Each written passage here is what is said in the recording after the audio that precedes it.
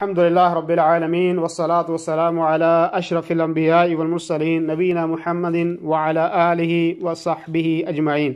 جیسا کہ آپ جانتے ہیں کہ امام نووی رحمہ اللہ کی کتاب الاربعین النوویہ جو 40 احادیث کا مجموعہ ہے، اصل میں تو 42 حدیثیں ہیں، اس کی میں نے شروع میں وضاحت کر دی تھی، لیکن 40 ہی مشہور ہیں،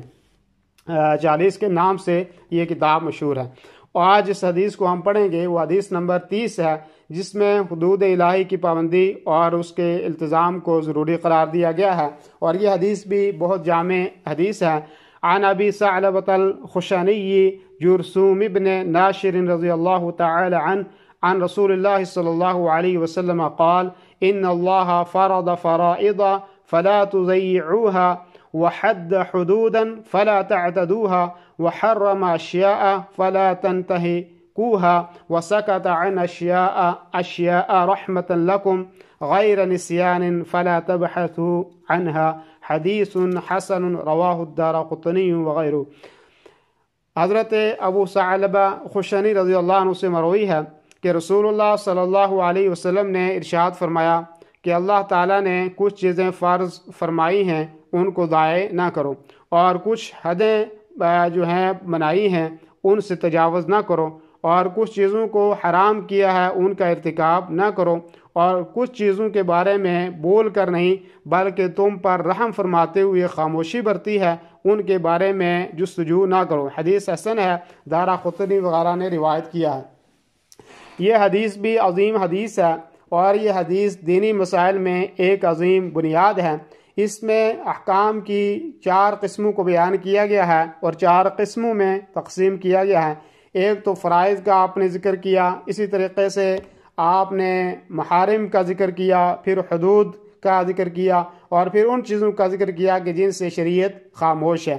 اور دین کا کوئی مسئلہ جو ہے وہ ان 4 چیزوں سے باہر نہیں ہے۔ جہاں تک فرائض کی پابندی کی بات ہے تو یہ بھی نہایت ضروری ہے، اور اس کے ادا کیے بغیر کوئی چارہ ہی نہیں ہے۔ اور فرائض کی 2 قسمیں ہیں، ایک جو ہے فرض کفایہ ہے، اگر چند لوگ اس کو کر لیتے ہیں تو باقی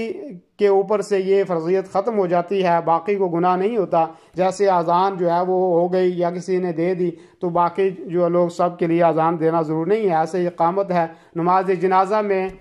محلے کے یا گھر میں سے ایک آدمی شریک ہو گیا تو باقی سب کو شریک ہونا ضروری نہیں ہے، باقی لوگ اگر شریک نہیں ہو سکے تو گنہگار نہیں ہوں گے۔ دوسری فرض کی جو قسم ہے وہ فرض عین ہے کہ جس کے مطابق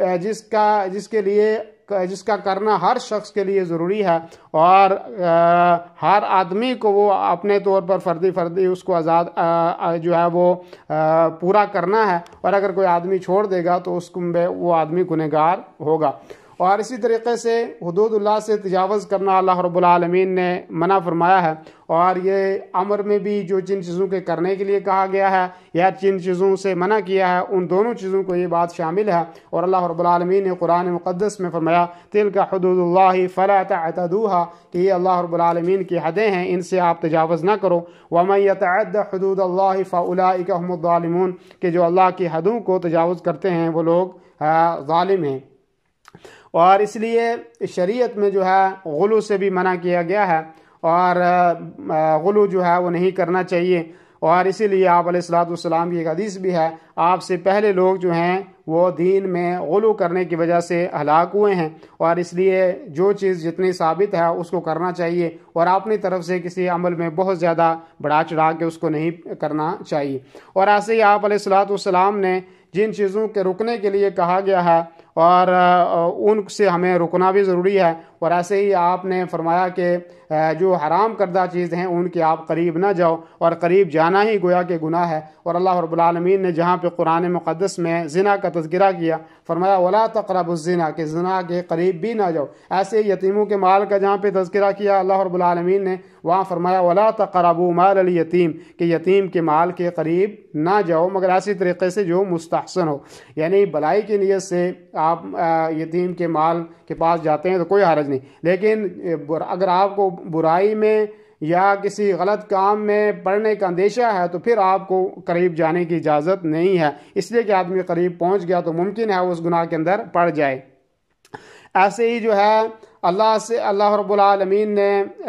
ہمارے لیے یہ دیکھتے ہوئے کہ آدمی کمزور اور ضعیف ہے اور ہو سکتا ہے کہ وہ گناہ کے قریب جائے گا تو گناہ میں پڑ جائے گا، اس لیے جو ہے وہ گناہ کے قریب بھی جانے سے آپ علیہ الصلاۃ والسلام نے ہمیں